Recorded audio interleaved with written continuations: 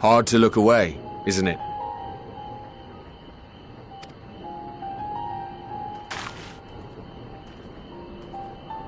But they're more than pretty flowers. Heart blooms are attuned to ambient emotion.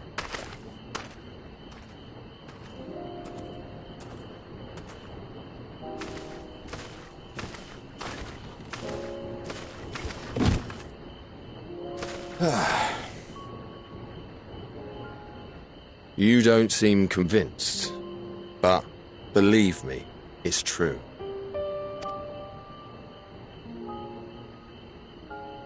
This ashen grey, for instance, it mirrors the anxiety and urgency of those working nearby as they rush to fulfill sudden orders. Intense feelings like those spur the petals to change colour. Bright glowing hues in the presence of joy, dark subdued shades for frustration or despair. Yet even with the collected wisdom of Charlian at our disposal, we've yet to identify the underlying principle of this empathic effect. And there are other mysteries besides. Although the flower is extraordinarily long-lived, its low reproductive rate has made it difficult to find younger populations growing in the wild. With too few sightings to map its distribution, and no closely related species to track, we've been unable to pinpoint its land of origin. To further complicate matters, every culture, even dimly aware of its existence, has given it a different name and mythos. Our attempts to study it via the historical record have been an exercise in frustration. As an avid botanist myself, I should one day like to unravel the Heartbloom's secrets. But I'm afraid other duties must take precedence. I will leave you to your thoughts.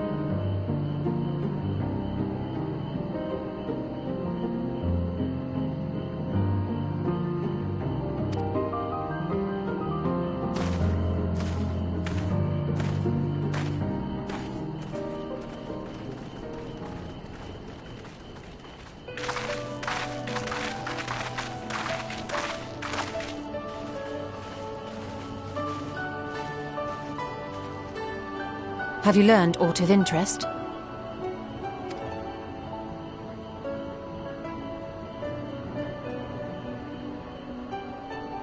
A flower that reacts to one's feelings? Strange. I must say, I have never heard of such a thing.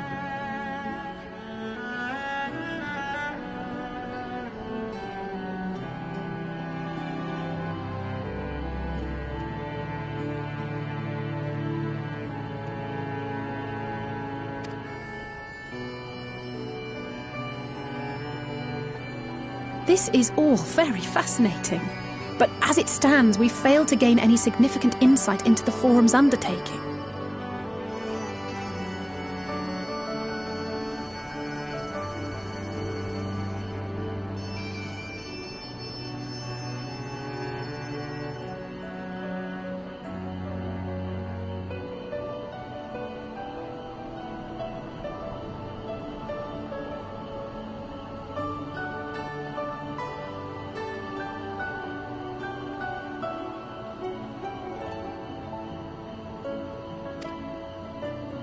Indeed. While there is certainly enough activity to support Erenville's supposition that a priority has been placed on improving food production,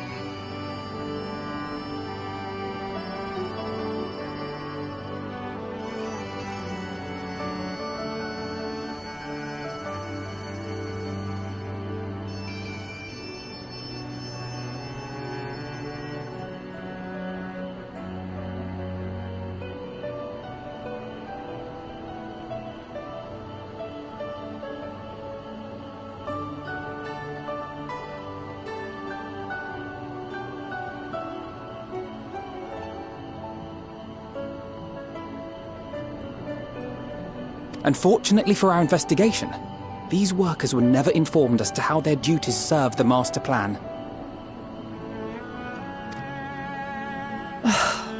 If only we could interrogate the Forum members directly.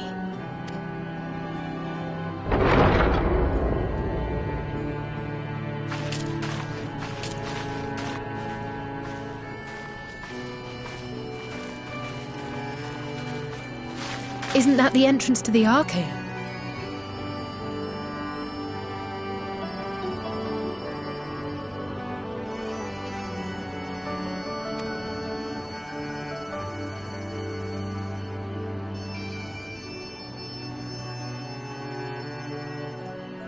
Look, there. I think that's Erenville. A little difficult to tell from here, but I think you're right. He did say he was coming down to make his report. Erenville receives his orders from the Forum. Would it not follow, then, that the superior to whom he reports is a Forum member? Or at least a close associate? You mean to eavesdrop on their conversation? What of the risks? Ours alone to bear. We won't interfere with Erenville's work, nor will he be implicated as an accomplice. If you're not comfortable taking part, I can do this alone. Nay.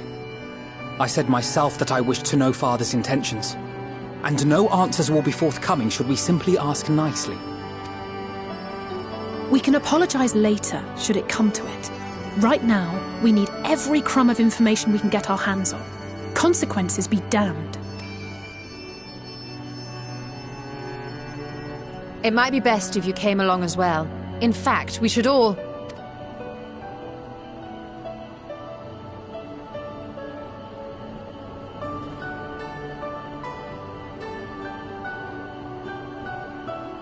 Cryle?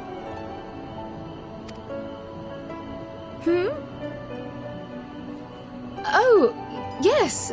That certainly sounds like a plan. I'm glad you agree.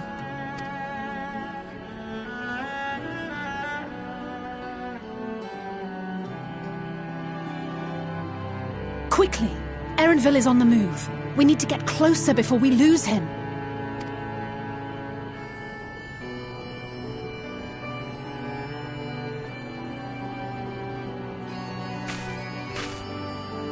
Almost. I can almost reach you.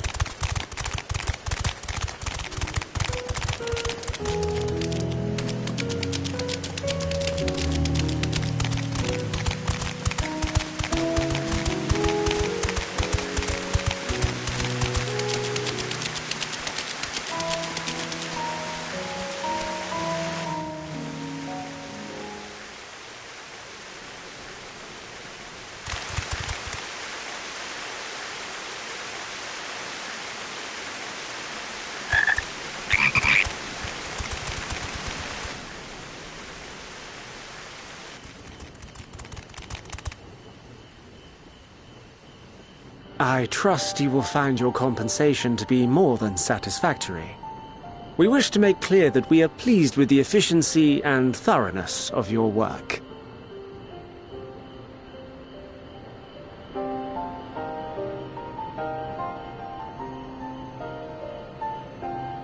So much so that we have come bearing new tasks in need of your competent hand.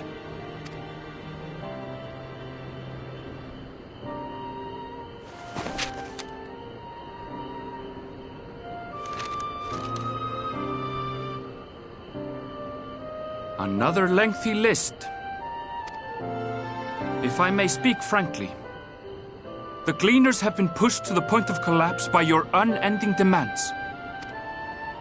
We are not familiars to be exploited.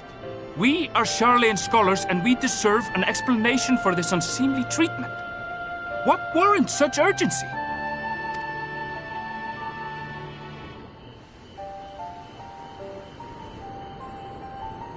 In an age long past, Charlean was charged with a momentous duty.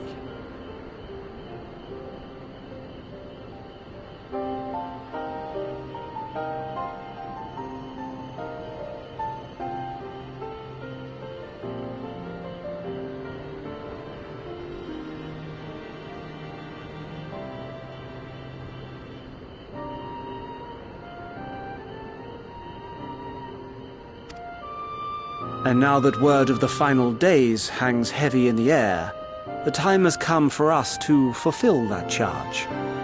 I can say no more, but I promise you this. All will be revealed in due course. And when it has, you will understand that your toil was in service to the greatest good.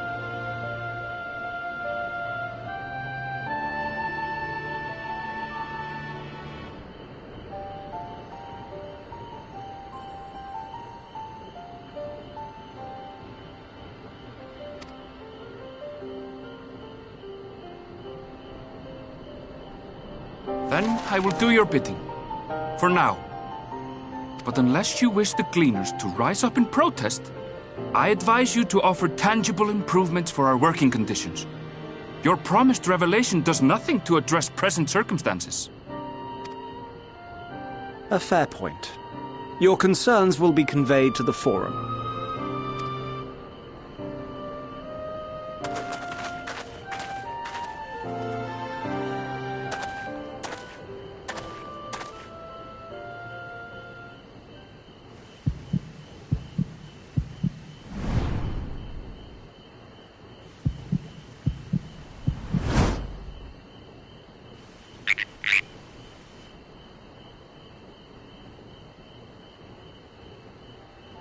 I hope that was informative. You may consider my debt to you repaid in full.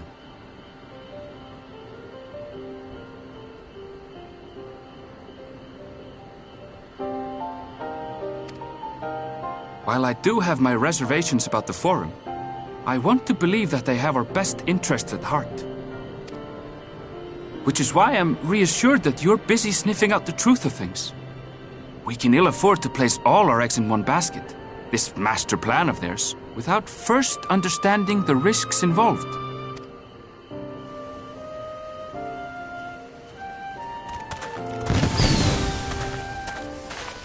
Wait! How did you know it was us? If you mean to impersonate a toad, try studying the real thing. And don't try to fool an expert.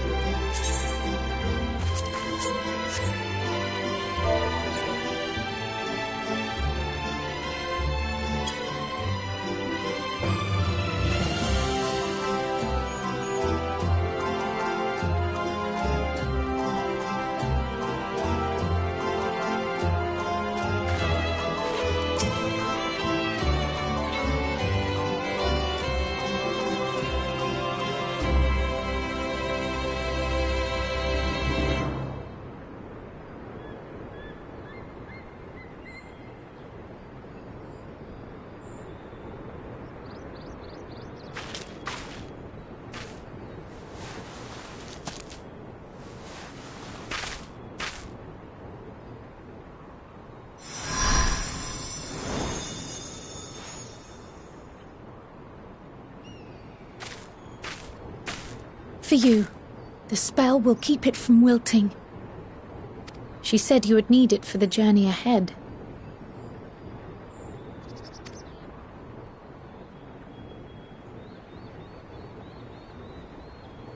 Will you speak with her now?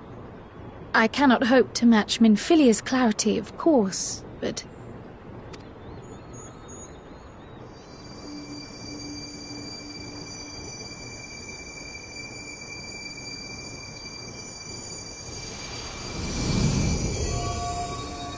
Thank you.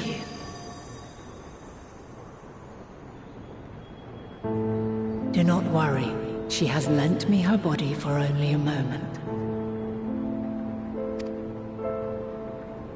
Just as I could not save the first from the flood of light, it has become arduous for me to interact with the physical world without assistance. Though I might converse with you for a time, the incorporeal form I assumed on the ship would be incapable of casting even the simplest enchantment. It is in the depths of the ethereal sea, the place to which all life returns, where my influence is greatest. After Minfilia's sacrifice on the first, it was to the sea, here in the source, where I ferried her soul. I wished that gentle spirit to find rest in the world she loved so well. Her, and another who may yet have a part to play, though that will depend on you.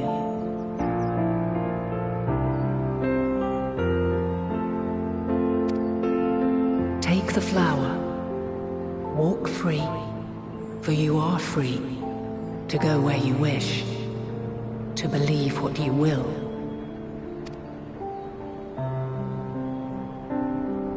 That bloom will be your guide, test and proof of your conviction.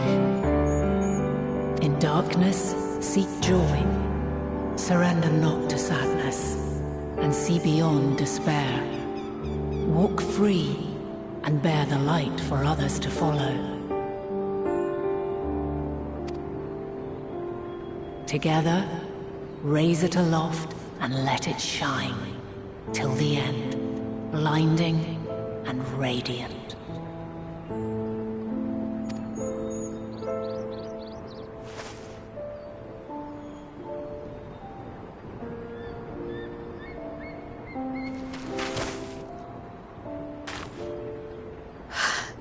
That was all too brief. Already she seems so far away.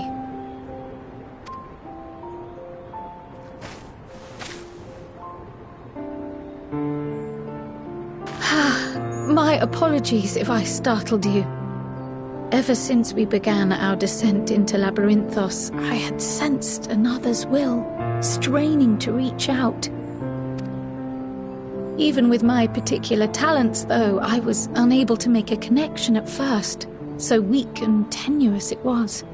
Once I took hold of that wispy thread. Imagine my surprise to discover it was Heidelin herself. Needless to say, it seemed wise to learn what we could before letting go.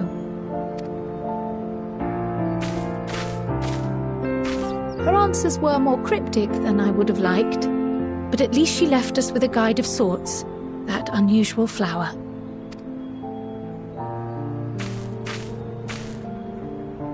Yes, we are definitely making progress.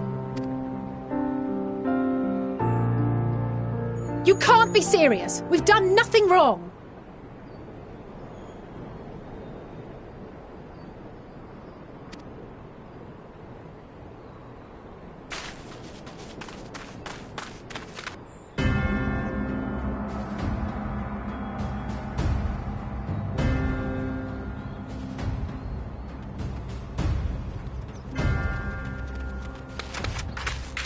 Master Fortuno? What business has the Forum with us? Obstruction and suppression, apparently. Mistress Baldessian, our records show you facilitated the Scions' entrance into Sharlayan by claiming them as assistants for your organization. We are aware of your investigations. After alerting the major institutions to the presence of potential troublemakers, we received word from an Archean custodian.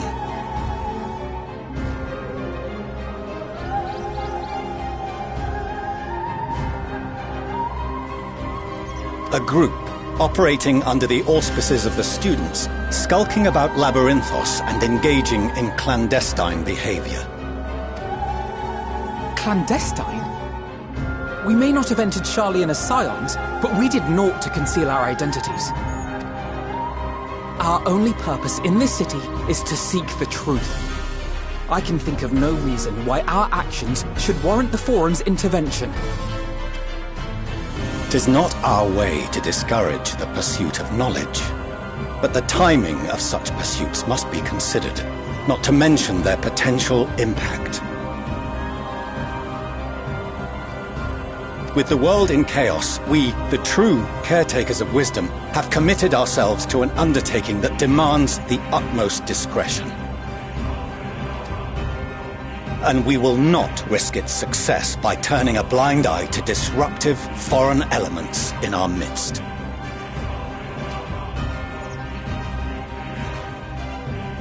What, then, is to be our fate? Will you put us on a ship back to Eorzea? The Forum will convene to examine your case. The results of said inquiry will determine your future in this city.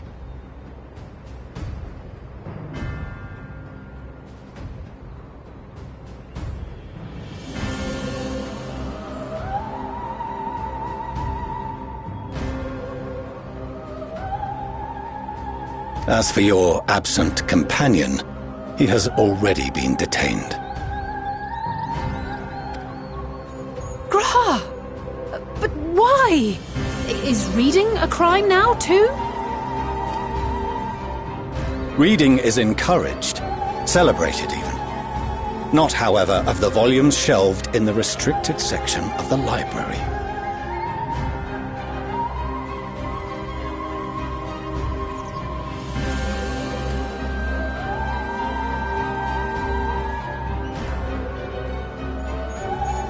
Refusing to comply will only make matters worse.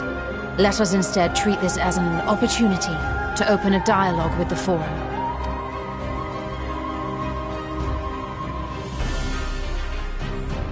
Silence is often one's best defense. I would advise against prolonging the proceedings with frivolous discourse.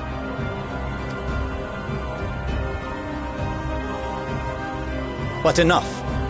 This is not the place for debate. The rostra await.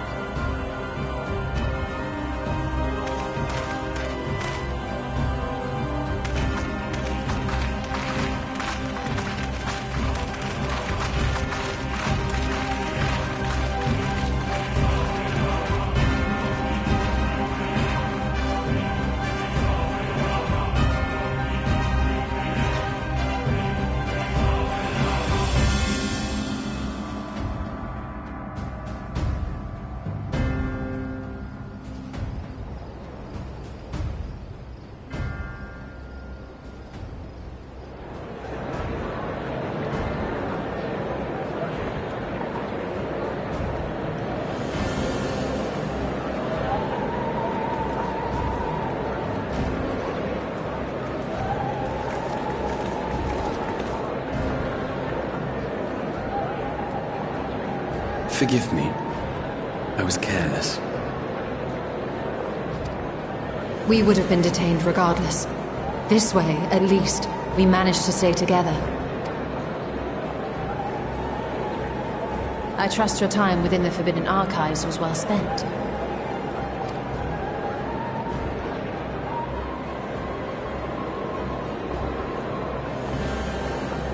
The Forum will come to order!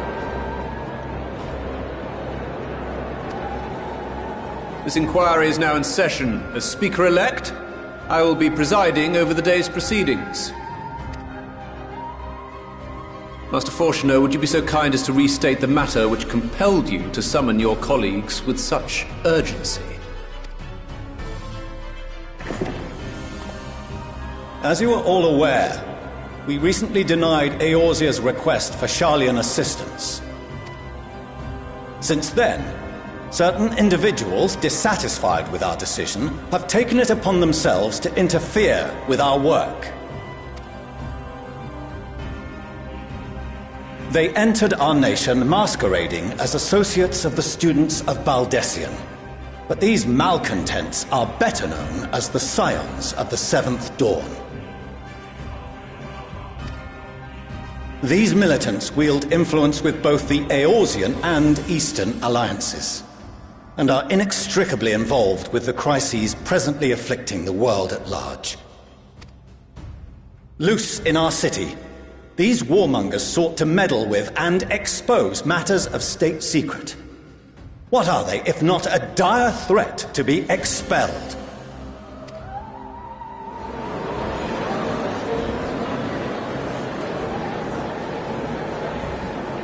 You have tarnished the good name of the students. Galuf would be ashamed.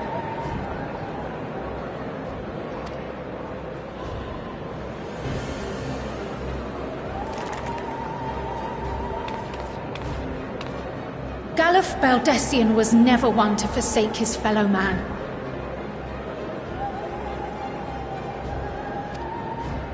Even if this nation closed every door and retreated from the world, he would have found a way to help the Scions, help every soul of this star fight back against the coming doom.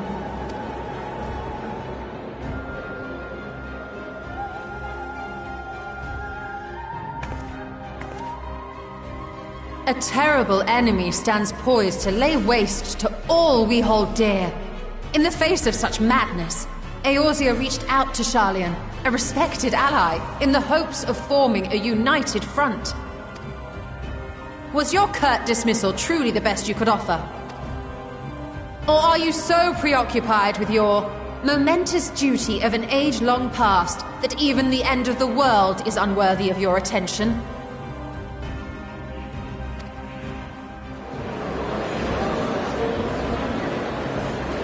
Whence came this revelation? From the mouth of a Forum member within fortuitous earshot. Then it seems your findings support my own.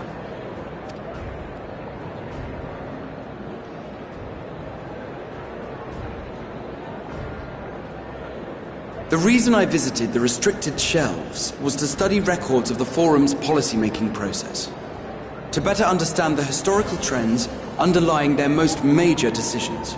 At first glance, the positions of neutrality in war and the accumulation of knowledge above all else appear constant and consistent, the unchanging pillars of Sharlayan society.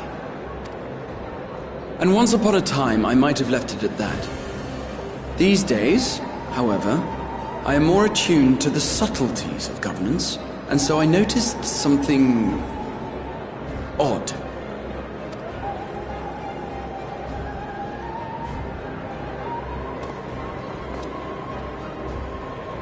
From a particular point in time, the purpose of these policies shifted. No longer was knowledge preserved for the benefit of society. Rather, society was to be gradually reshaped to ensure the preservation of knowledge.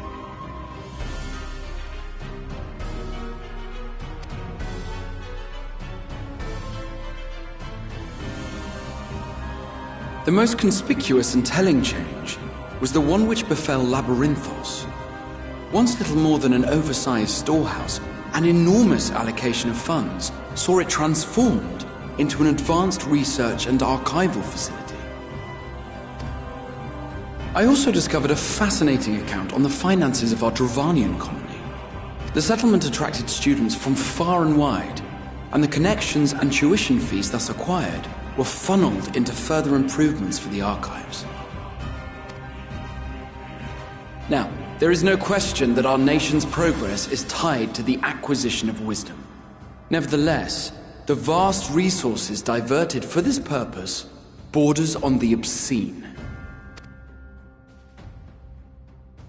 But returning to the matter of when, our change in course appears to have been made some 270 years ago.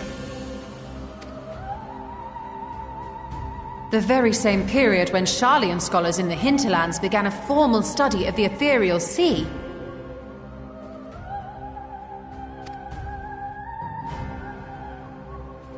You found something, did you not? And whatever it was, gave rise to your oh-so-important duty.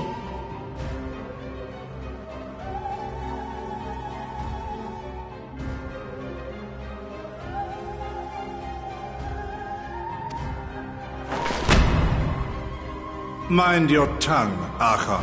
If you had seen...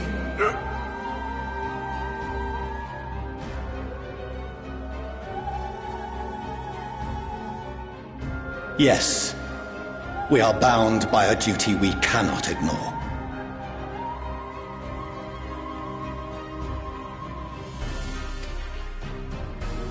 Knowing this, what would you have us do? Abandon our vital work and join you on the field of battle? We will never choose the way of the sword. We will fulfill our mission not through strife and bloodshed, but survival. Come what may, we shall live on. We must. Do as you must, then. But we Scions will fight until the heavens fall, until our last breath.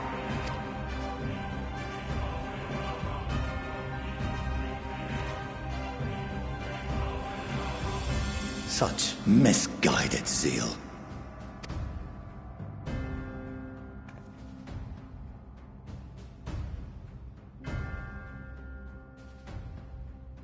Father,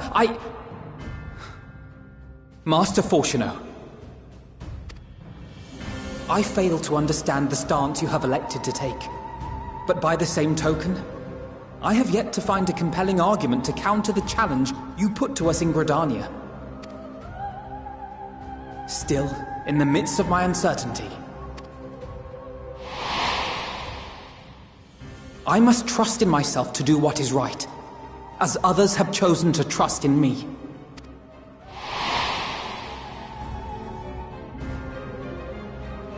So I will continue, as I always have, weighing the consequences of my every action, and allowing my hope for the future to inform my decisions. That's quite enough. Have you all forgotten the reason for this assembly?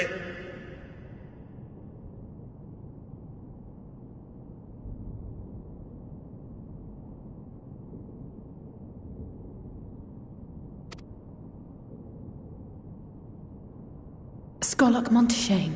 He's the head of the Studium and an old friend of my grandfather's.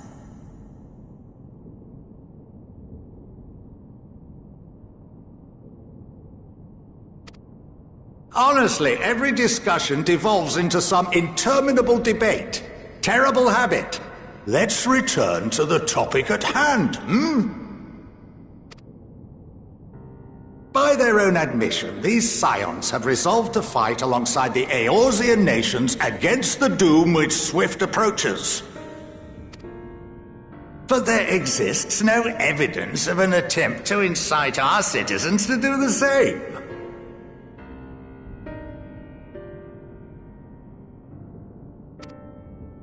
Furthermore, while our decision may well have been the correct one, we cannot simply bull our way through these disagreements without inviting doubts or objections.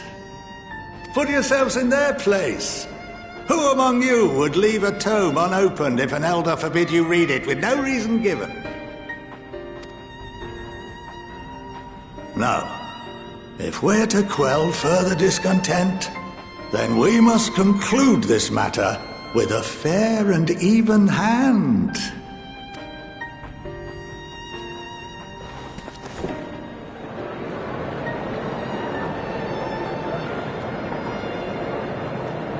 Order! We will have order! Master Monteshane raises some valid points.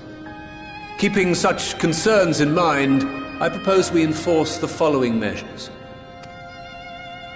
Until further notice, the students of Baldessian are to cease any and all activities within the domain of Sharlayan.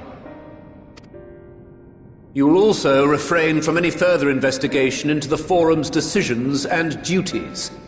Failure to comply with these restrictions will result in the immediate expulsion of your Scion associates. Let us put this judgment to a vote. All in favor, raise your hand.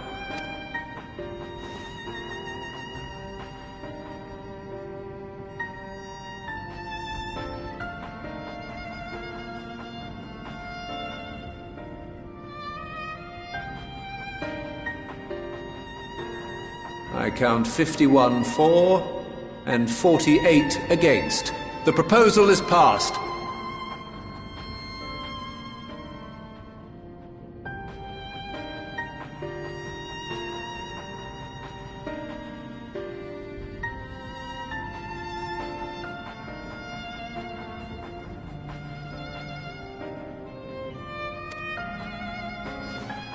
Students, Scions, you have heard the Forum's judgment.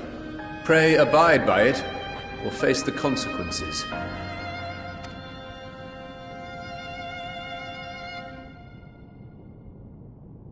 Honored members, I thank you for your time. This inquiry is concluded.